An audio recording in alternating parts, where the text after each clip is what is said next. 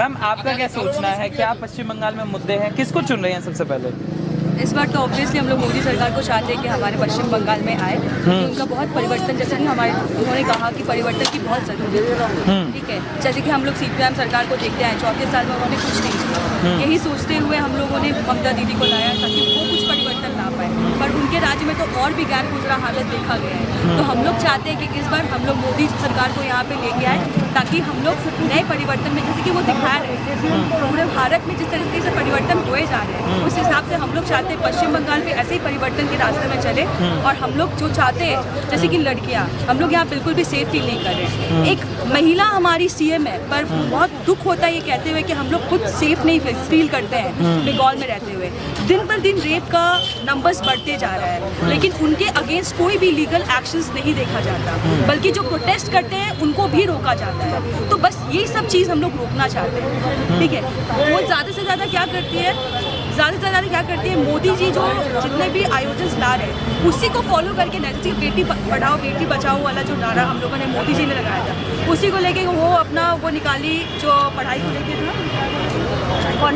पन्नास पर वैसा कुछ दिख नहीं रहा है उनमें। बस कॉपी करने से नहीं होता है, परिवर्तन चाहिए हम।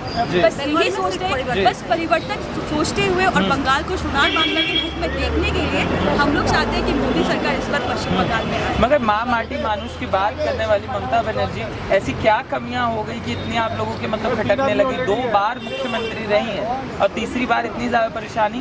बात क्या है कि पहला बात जो वो बोलती है माँ माटी मानुष, पिछले बार भी चुनाव में उनका यही डायलॉग था, माँ माटी मानुष। मैं ये तीनों वर्ड को उनके लिए तोड़ना चाहूँगी। पहला बात, माँ मतलब लड़की, भारत माता, पर मुझे नहीं लगता कि वो हम लड़कियों के लिए कुछ कर रही हैं।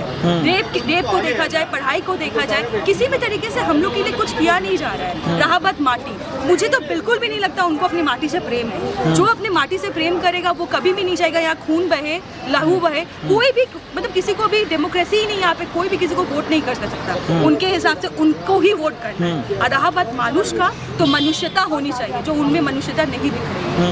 बस यही बोलते हैं। बहुत डर का माहौल रहता है पश्चिम बंगाल में। बिल्कुल, लोग अंदर ही अंदर चाहते हैं कि ये सरकार आए, पर डर के मारे नहीं आगे बढ़ पा रहे हैं। सोचते हैं कि अगर आए दिन सबको ट्रीट किया जाता है ताकि कोई आगे कुछ बोल ना पाए। बस यही डर का माहौल वो बनाना चाहती, पर इससे कुछ नहीं होगा।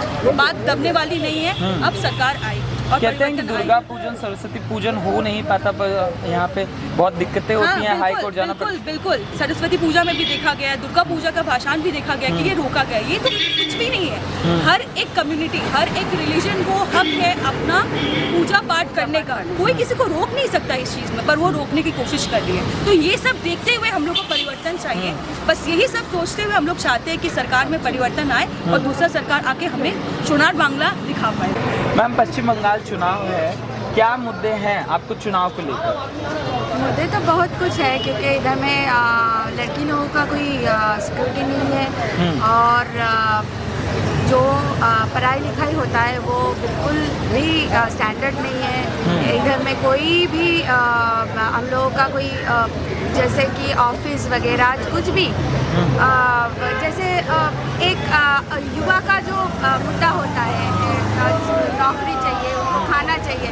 दूसरे स्टेट में जाके हम सब जो युवा है वो दूसरे स्टेट में जाके सब कुछ कर रहा है, लेकिन हम लोगों का जो बुजुर्ग लोग है वो अकेला पड़ रहा है। इधर पूरा स्टेट खाली है, दूसरे स्टेट में जाके सब कुछ कमाना पड़ रहा है। तो ये सब लेके हम लोगों का इशू है कि हम लोगों को ये सरकार नहीं चाहिए। हम लोग यही सोच के लाए थे कि ये सरकार आएगी और हम लोगों को बेटर ज़िंदगी मिलेगी, थोड़ा बहुत हम लोगों का इस्टेब्लिशमेंट मिलेगा। जो भी सेक्टर है हम लोग का, जो भी वुमेन्स जो भी सिक्योरिटी है वो भी हो नहीं सके है अभी। आपका क्या मुद्दा मैम, जो कह रहे हैं TMC नहीं चाहिए? नहीं आपको भी? देखिए, पश्चिम बंगाल में महिला मुख्यमंत्री होने के नाते पश्चिम बंगाल में महिला लोग सुरक्षित नहीं है। अगर पश्चिम बंगाल में रेप होता है तो दीदी क्या कहती है कि सर्दी खांसी या थोड़ा सा खरोच ये मान के हम लोग चुपचाप बैठ जाए। इसीलिए हम लोग दीदी को लाए थे कि महिला लोग सुरक्षित रहे पश्चिम बंगाल में, लेकिन यहाँ हो रहा है पश्चिम बंगाल में महिला लोग सुरक्षित नहीं है। दूसरा ये बात है, जो युवा लोग हैं, युवा लोग के लिए कोई नौकरी नहीं है। इतना दिन से 10 साल से कोई नौकरी नहीं मिला है। आप लोग देखा है पीटीटीआई का स्टूडेंट को जी 9 साल से दीदी ने वादा किया था उन लोगों को कि पीटीटीआई को नौकरी मिलेगा। अभी तक चप्पल घिस गया है, लेकिन उन लोगों का कोई नौकरी नहीं मिला है पीटीटीआई लोग को। तो हम लोग मतलब पश्चिम बंगाल में चाहते हैं एक नया परिवर्तन। दीदी कह रही थी कट मनी क्या होता है? कट मनी तोलाबाजी। कट मनी ये होता है कि अगर लोगों को अपना पर्सनल कुछ काम करवाना है करके, तो उसके लिए सरकार को पहले पेमेंट करना होता है। तो ये सब हमें नहीं चाहिए सरकार को, मतलब जो हमारा रनिंग पार्टी है, रूलिंग पार्टी है, उसको देना होगा कट मनी के हिसाब से। तो वो हमें नहीं चाहिए। क्यों हमारे पर्सनल कामों के लिए हम लोग क्यों पेमेंट करें? ये तो कोई बात का मतलब नहीं होता ना। एक दरवाजा लगाना, एक खिड़की लगाना, उसके लिए पहले कट मनी ऐसे नहीं होता। बस यही सब चीज़ हमें तो ये इससे पहले भी थी कि टीएमसी के काल में आ गई? देखिए पहले तो पता नहीं, तब तो मेरा शायद जन्म ही नहीं होता। इसके पहले जब ये नया सरकार आया तब मैं समझ हो जाया है। तो जब से मैं तब से देख रही हूँ, तब से ये चीज़ दिन पर दिन बढ़ते जा रहा है। पहले थोड़ा दबके होता था, अभी खुलेआम हो रहा है। तो ये चीज़ हमें नहीं चाहिए। कि लॉ एंड ऑर्डर कैसा है? बिल्कुल भी नहीं, कोई लॉ एंड ऑर्डर। बस रूलिंग पार्टी में जो रूलिंग पार्टी में उनके लिए कोई लॉ एंड ऑर्डर नहीं, उसके अलावा बाकी सबके लिए लॉ एंड ऑर्डर है। ठीक है, उनके अकॉर्डिंगली सब कुछ होता है।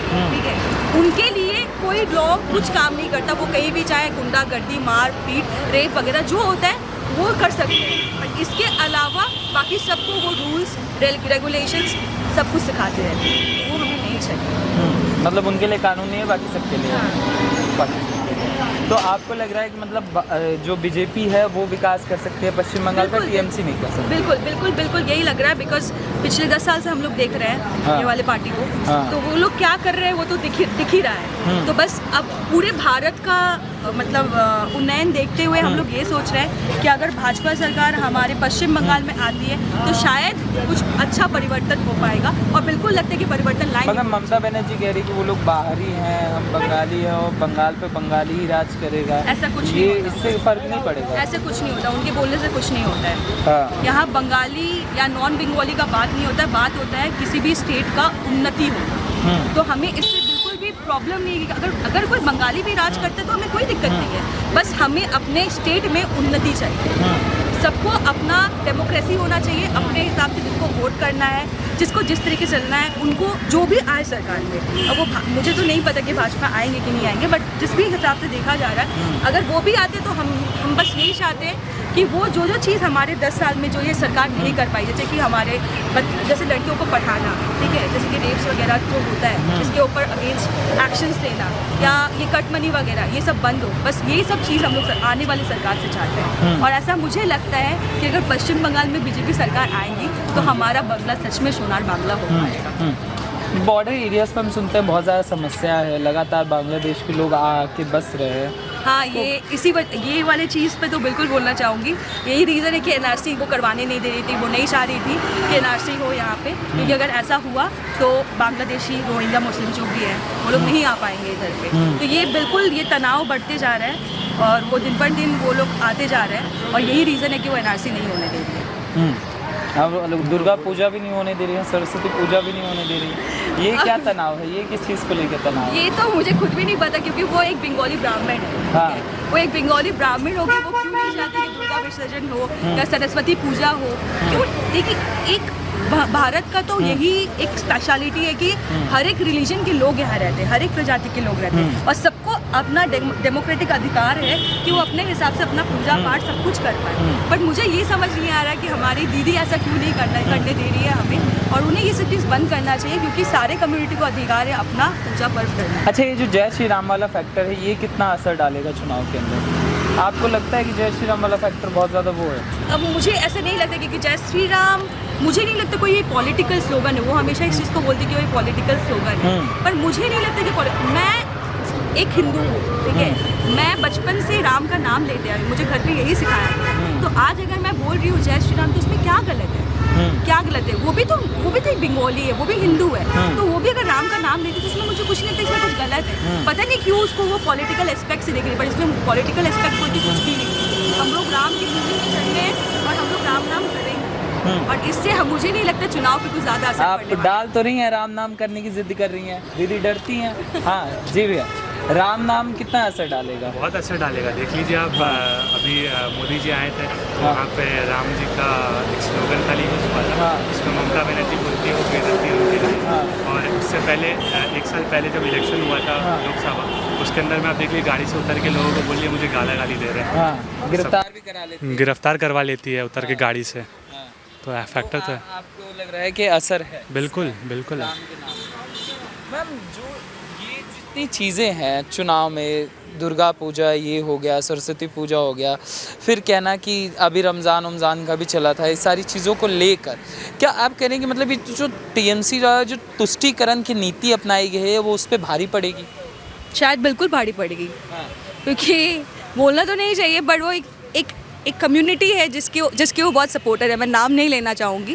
तो आज दुर्गा पूजा में उन्होंने रुकाव दिखाया है, पर अगर सेम चीज़ अगर उन लोगों का कोई पूजा या पर्व आए या फेस्टिवल आए, अगर उस चीज़ में उन्होंने रुकाव नहीं दिखाया तो वो तुष्टि तो हो नहीं पाएगी। उन्होंने जो बात बोली है वो तो फिर जस्टिफाई ही नहीं होता ना, क्योंकि rules are meant for everyone. वो सारे रिलीजन पे होना चाहिए, ऐसा नहीं कि बस हिंदुओं के लिए होना चाहिए या इस धर्म के लिए होना चाहिए, ऐसा नहीं है। तो मुझे नहीं लगता कि वो कुछ तुष्टिकरण कर पाएंगे अपने इस बात पे।